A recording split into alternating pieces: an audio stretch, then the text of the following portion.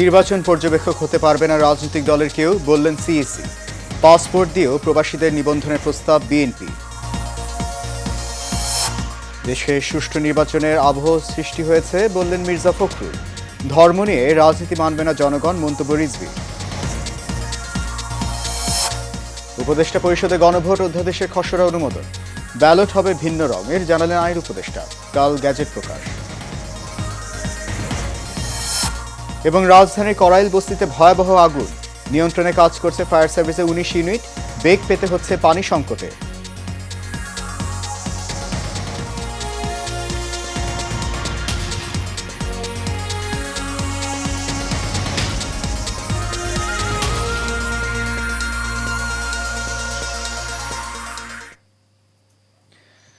সবাইকে স্বাগত জানাচ্ছি এশিয়ান প্রাইম নিউজে। আপনাদের সাথে আছি আমি সৈয়দ মাহিউজ্জামান মুখর। শুনছেন বিআরবি কেবল ইন্ডাস্ট্রিজ লিমিটেড সংবাদ শিরোনাম। যাচ্ছি বড় খবরে। রাজনৈতিক দলের কর্মী কিংবা সমর্থকদের কোনোভাবেই নির্বাচনী পর্যবেক্ষক হিসেবে নিয়োগ দেওয়া যাবে না বলে পর্যবেক্ষক সংস্থাগুলোকে সতর্ক করে দিয়েছেন প্রধান নির্বাচন কমিশনার। সকালে নির্বাচন কমিশন সচিবালয়ে পর্যবেক্ষক সংস্থার প্রতিনিধিদের সাথে সংলাপের শুভেচ্ছা বক্তব্যে এসব কথা জানান তিনি। সকলের সহযোগিতা নিয়ে জাতিকে একটি গ্রহণযোগ্য নির্বাচন উপহার দিতে প্রতিশ্রুতিবদ্ধ কমিশন। শেখ সোহাগের রিপোর্ট। ত্রয়োদশ জাতীয় নির্বাচন সামনে রেখে নির্বাচনী পর্যবেক্ষণ সংস্থার প্রতিনিধিদের সঙ্গে সংলাপে বসেন কমিশনার। সংলাপে শুভেচ্ছা বক্তব্যে প্রধান কমিশনার বলেন, জাতিকে একটি গ্রহণযোগ্য নির্বাচন উপহার দিতে প্রতিশ্রুতিবদ্ধ কমিশনার। তাই নির্বাচন পর্যবেক্ষণ সহ সকলের সহযোগিতা চান সিইসি। আমরা জাতিকে ওয়াদা দিয়েছি একটা সুষ্ঠু, সুন্দর এবং বিশ্বাসযোগ্য একটা নির্বাচন আমরা উপহার দিতে চাই জাতিকে। এটি ইলেকশন কমিশন একার পক্ষে সম্ভব নয়। বলবেন যে এটা এইভাবে করলে বোধ ভালো হতো, আপনাদের এই সুপারিশ কিন্তু আমাদের ভবিষ্যতের জন্য পথ চলার একটা পাথেয় হবে, কিন্তু আপনাদের এই সুপারিশগুলো তা আমরা আশা করি ইনশাআল্লাহ সবাই মিলে আমরা একটা সুন্দর নির্বাচন উপহার দিতে পারবো। এ সময় নির্বাচন কমিশনার আবুল ফজল মোহাম্মদ সানাউল্লাহ বলেন, আগামী নির্বাচন হবে বাংলাদেশের ইতিহাসের সবচেয়ে স্বচ্ছ ও গ্রহণযোগ্য নির্বাচন। এক্ষেত্রে কেউ বিঘ্ন ঘটালে কমিশনার ছাড় দেবে না বলে সাফ জানিয়ে দেন তিনি। সবচেয়ে স্বচ্ছ নির্বাচন হতে যাচ্ছে 2026 সালে, নিশ্চিত থাকেন। এবং এই স্বচ্ছতার ব্যত্যয় যারা ঘটাবে তাদেরকে নির্বাচন কমিশন ন্যূনতম ছাড় দিবে না। নির্বাচনের উপর জনগণের আস্থা ফিরিয়ে আনা সহ বেশ কিছু প্রস্তাবনা তুলে ধরেন পর্যবেক্ষক সংস্থার প্রতিনিধিরা। পাশাপাশি পর্যবেক্ষকরা জানান, যাতে নির্বিঘ্নে কাজ করতে পারে সেই পরিবেশ নিশ্চিত করতে কমিশনারের প্রতি আহ্বান জানান তারা। এই একটা মেকানিজম আপনার থাকতে হবে যে যেহেতু 5 বছরের জন্য অবজারভার নিয়োগ করলেন, তাহলে রিপোর্টটা পাওয়ার পর একটা মিটিং করে বলবেন যে আপনাদের রিপোর্টে এগুলো হয় নাই, এগুলো কারেকশন করবেন, সামনের দিকে ফেয়ার রিপোর্ট, ভালো রিপোর্ট দিবে। দ্যাট কুড ওয়ার্ক, আমাদের জন্য একটা গাইডেন্স হবে। যারা অভিবাসী যারা আছে তারা কিভাবে ভোট দেবে? আমরা জানি যে আপনারা একটা নিবন্ধনের সময় দিয়েছিলেন, সময়টা খুব কম মনে হয় 23 তারিখের মধ্যেই শেষ হয়ে গেছে। এইটা আসলে আরো প্রচারণা দরকার, সময়টাও মনে হয় বাড়ানোর দরকার। আইন শৃঙ্খলা সভা তথা নির্বাচন বিষয়ে মত বিনিময় সভায় আগামী 2 মাসের জন্য যেন আমাদের উপস্থিত থাকার সুযোগ দেওয়া হয়, এটা আমার 1 নম্বর রিকমেন্ডেশন। নির্বাচনকালীন যে কোনো তৎপরতা মোকাবেলায় ক্রাইসিস ম্যানেজমেন্ট টিম গঠনের আহ্বান জানান পর্যবেক্ষকরা। শেখ সোহাগ, এশিয়ান টেলিভিশন, ঢাকা। প্রবাসে যাদের এনআইডি নেই তাদের বৈধ পাসপোর্ট দিয়ে ভোটার তালিকায় যুক্ত করার প্রস্তাব দিয়েছে বিএনপি। বিকেলে প্রধান নির্বাচন কমিশনার এএমএম নাসির উদ্দিনের সঙ্গে বৈঠক শেষে বিএনপি স্থায়ী কমিটির সদস্য নজরুল ইসলাম খান কথা বলেন। তিনি আরও বলেন, প্রবাসীদের ভোটদানে নিবন্ধনের জন্য যে শিডিউল করা হয়েছে তা কম। যেসব জায়গায় ভোটার বেশি সেসব জায়গা ভোটার নিবন্ধন করার সময় বৃদ্ধির জন্য অনুরোধ জানানো হয়েছে বলেও জানান তিনি। দেশে নির্বাচনে একটা আবহাওয়া সৃষ্টি হয়েছে, সুতরাং বিএনপি আশাবাদী কোনো রকম ঝামেলা ছাড়াই আগামী ফেব্রুয়ারিতে নির্বাচন অনুষ্ঠিত হবে বলে মন্তব্য করেছেন বিএনপি মহাসচিব মির্জা ফখরুল ইসলাম আলমগীর। বিকেলে ঠাকুরগাঁও জেলা আইনজীবী সমিতি কার্যালয়ে মতবিনিময়কালে বিএনপির মহাসচিব এসব কথা বলেন। মণ্ডল এনামের রিপোর্টে দেখুন বিস্তারিত। গণতন্ত্র পুনরুদ্ধার ও মানুষের অধিকার রক্ষায় আইনজীবীদের ভূমিকা নিয়ে ঠাকুরগাঁও জেলা বিএনপির সমিতি কার্যালয়ে এই মতবিনিময়ের আয়োজন করেন বিএনপি। এতে প্রধান অতিথি হিসেবে উপস্থিত ছিলেন বিএনপির মহাসচিব মির্জা ফখরুল ইসলাম আলমগীর। এই বিষয়ে আমরা মোটামুটি অত্যন্ত আশাবাদী। এ সময় মির্জা ফখরুল বলেন, দেশে ন্যায় বিচার প্রতিষ্ঠা হয়ে বিচার ব্যবস্থা নির্বাহী বিভাগের প্রভাবমুক্ত হোক। ইতিমধ্যে অন্তর্বর্তীকালীন সরকার তার নির্বাচনের সম্ভাব্য সময় ঘোষণা করেছে এবং বেশিরভাগ রাজনৈতিক দল তাদের ক্যান্ডিডেটস ঘোষণা করেছে এবং দেশে নির্বাচনের একটা আবহাওয়া সৃষ্টি হয়ে গেছে।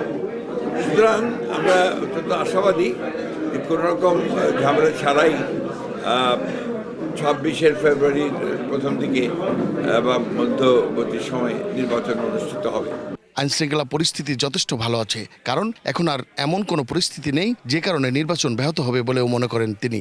আইনশৃঙ্খলা পরিস্থিতির বিষয়ে আমি মনে করি যে যথেষ্ট উপযোগী আছে, ভালো আছে, কারণ এখন আর এমন কোনো পরিস্থিতি নাই যেখানে আপনার নির্বাচন ব্যাহত হবে। যে দেশে বিচার ব্যবস্থা স্বাধীন নয়, সে দেশে জনগণের অধিকারও নিরাপদ থাকে না। তাই আইনজীবী সমাজকে এখন সুসংগঠিত হয়ে এগিয়ে আসার আহ্বানও জানান দলটির মহাসচিব মির্জা ফখরুল ইসলাম আলমগীর। বিএনপি একটা বিশাল রাজনৈতিক দল, এটা একটা আপনার স্রোতস্বিনী নদীর মতো। এখানে এক একটা কনস্টিটিউন্সিতে 4টা-5টা করে ক্যান্ডিডেট থাকে, কিছু তো আপনার সমস্যা হবেই। এটা বরাবরই হয়ে এসছে, এটাতে কোনো অসুবিধা নাই। এটা হওয়াটাই বোঝা যায় যে বিএনপি একটা বড় রাজনৈতিক দল। মন্ডলের নাম, এশিয়ান টেলিভিশন, ঢাকা।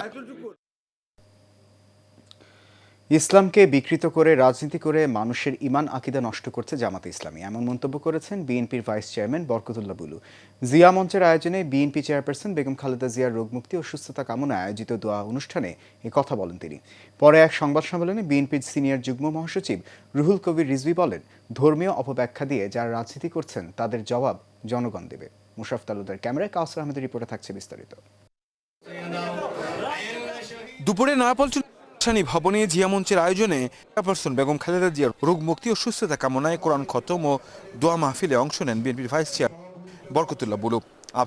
আশা করব এই অন্তর্বর্তীকালীন সরকারের মেয়াদ আর কিছুদিন পরে শেষ হবে, ফেব্রুয়ারিতে নির্বাচন দেব ইনশাল্লাহ। এ সময় জামায়াত ইসলামের বিরুদ্ধে অভিযোগ করে তিনি বলেন, জামায়াত অতীতেও এক এক সময় এক এক কথা বলে দেশকে নৈরাজ্যের দিকে ঠেলে দিয়েছিল, এখনো সে পথেই হাঁটছে তারা। এই দেশে আবার বিশৃঙ্খলা সৃষ্টি করে দেশকে নৈরাজ্যের পথে নিয়ে যেতে চান। তারা জিয়া রহমানকে নিয়ে কথা বলতে কটাক্ষ করেন, কুণ্ঠা করেন না। তারা তারেক রহমান, বেগম খালেদা জিয়া নিয়ে কথা বলতে কুণ্ঠা করেন না। অতএব এদের থেকে এরা দেশপ্রেমিক না, এরা এই দেশকে চায় নাই, এদেশকে ভালোবাসে না। অতএব এদের হাত থেকে আমাদেরকে দেশকে রক্ষা করতে হবে। পরে রাজধানীর নয়াপল্টনে কেন্দ্রীয় কার্যালয়ে সাংবাদিকদের সাথে কথা বলেন বিএনপির সিনিয়র যুগ্ম মহাসচিব রুহুল কবির রিজভী। ধর্মকে অতিরিক্ত ব্যবহার করা রাজনীতিতে উচিত নয় উল্লেখ করে তিনি বলেন, যারা এখন বিরোধিতা করছে ভবিষ্যতে সেই সকল দল বিএনপির অংশ হতে পারে।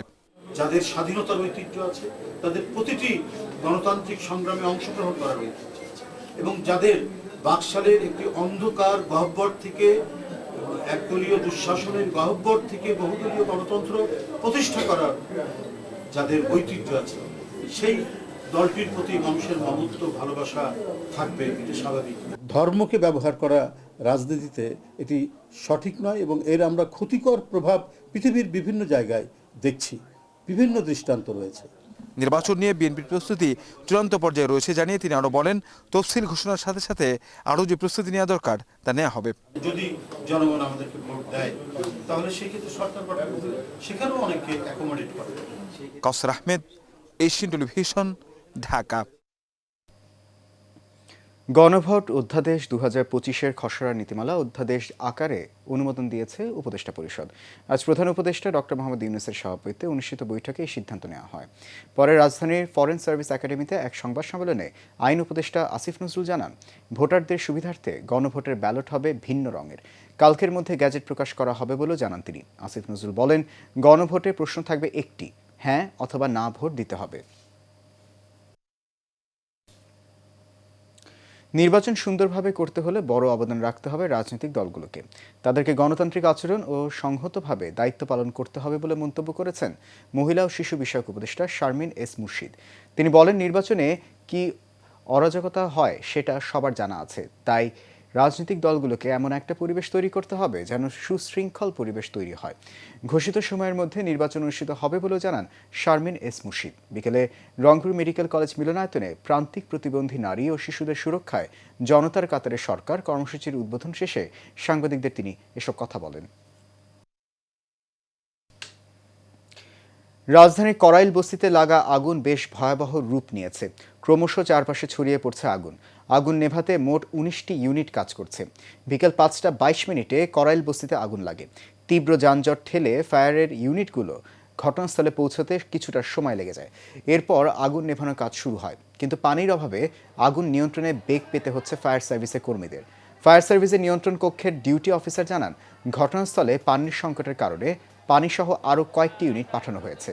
আইনশৃঙ্খলা রক্ষাকারী বাহিনীর সদস্যরা ঘটনাস্থলে ভিড় নিয়ন্ত্রণ করছেন। প্রাথমিকভাবে আগুন লাগার কারণ বা ক্ষয়ক্ষতির পরিমাণ জানা যায়নি।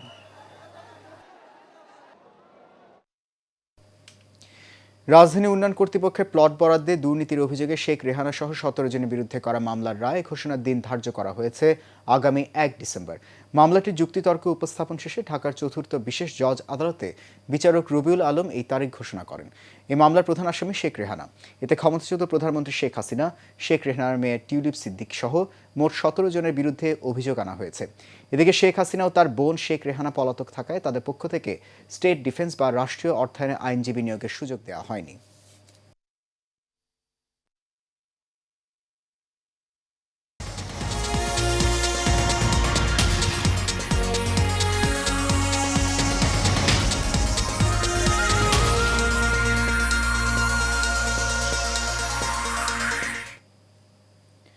বিরতির পর আবারও সবাইকে স্বাগত জানাচ্ছি এশিয়ান প্রাইম নিউজে। আপনাদের সাথে আছি আমি সৈয়দ মাহিউজ্জামান মুখর। ঢাকা ইউথ ফোরামের আয়োজনে তারুণ্যের ভাবনা ও আগামীর বাংলাদেশ শীর্ষক আলোচনা সভা হয়েছে। রাজধানীর কেআইবি মিলনায়তনে এই সভায় প্রধান অতিথি ছিলেন ঢাকা বিশ্ববিদ্যালয়ের উপাচার্য অধ্যাপক ডক্টর মামুন আহমেদ। প্রধান আলোচক ছিলেন বিএনপি ভারপ্রাপ্ত চেয়ারম্যান তারেক রহমানের উপদেষ্টা ডক্টর মাহাদি আমিন। উদ্বোধক ছিলেন ঢাকা ১২ আসনের বিএনপি মনোনীত সংসদ সদস্য প্রার্থী সাইফুল আলম নীরব। বিশেষ আলোচক ছিলেন শেরেবাংলা কৃষি বিশ্ববিদ্যালয়ের উপাচার্য অধ্যাপক ডক্টর আব্দুল লতিফ। এ সময় প্রকৌশলী ডক্টর জুলহাজ আহমেদ, অধ্যাপক শামিমা ইয়াসমিন, শরীফুল ইসলাম খান, ফখরুল ইসলাম রবিন, মোহাম্মদ মনিরুজ্জামান মনির সহ আরও অনেকেও উপস্থিত ছিলেন।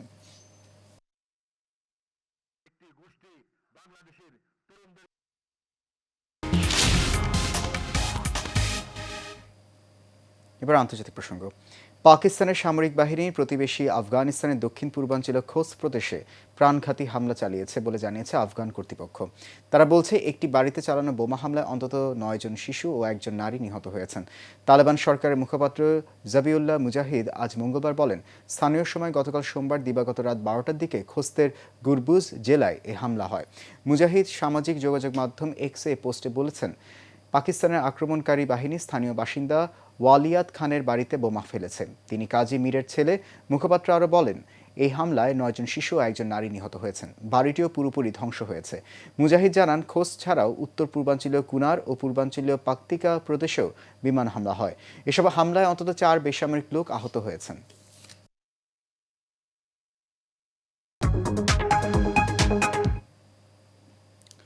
শীতের আগমনী বার্তা আর উৎসবের আমেজ নিয়ে দেশব্যাপী ডিজিটাল ক্যাম্পেইন সিজন শুরু করেছে দেশের super brand Walton. Walton next level deal অফারে ক্রেতারা পেতে পারেন ওয়ালটনের ফ্রিজ সহ হাজার হাজার পণ্য। এছাড়া প্রত্যেক ক্রেতার জন্য রয়েছে নিশ্চিত উপহার। সম্প্রতি ওয়ালটন কর্পোরেট অফিসে আয়োজিত ডিজিটাল ক্যাম্পেইন সিজনের উদ্বোধন করেন চিত্রনায়িকা বিদ্যা সিনহা মিম। এ সময় উপস্থিত ছিলেন ওয়ালটন প্লাজার এমডি মোহাম্মদ রায়হান, ওয়ালটন হাইটেকের অ্যাডিশনাল ম্যানেজিং ডিরেক্টর ও chief financial officer Mohammad Ziaul Alam সহ অনেকে।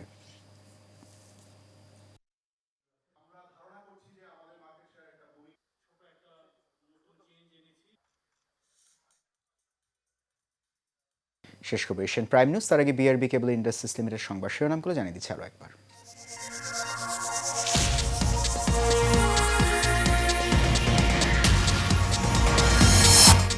নির্বাচন পর্যবেক্ষক হতে পারবে না রাজনৈতিক দলের কেউ, বললেন সিইসি।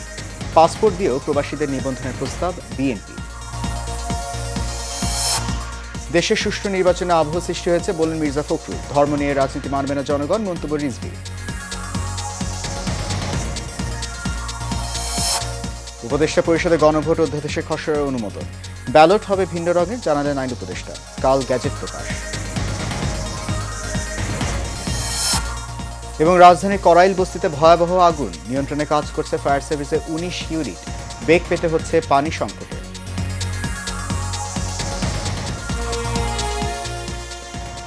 এশিয়ান প্রাইম নিউজ এ পর্যন্ত। আমাদের পরবর্তী আয়োজন দেখার আমন্ত্রণ রইল। এতক্ষণ সঙ্গে থাকার জন্য ধন্যবাদ সবাইকে। শুভরাত্রি।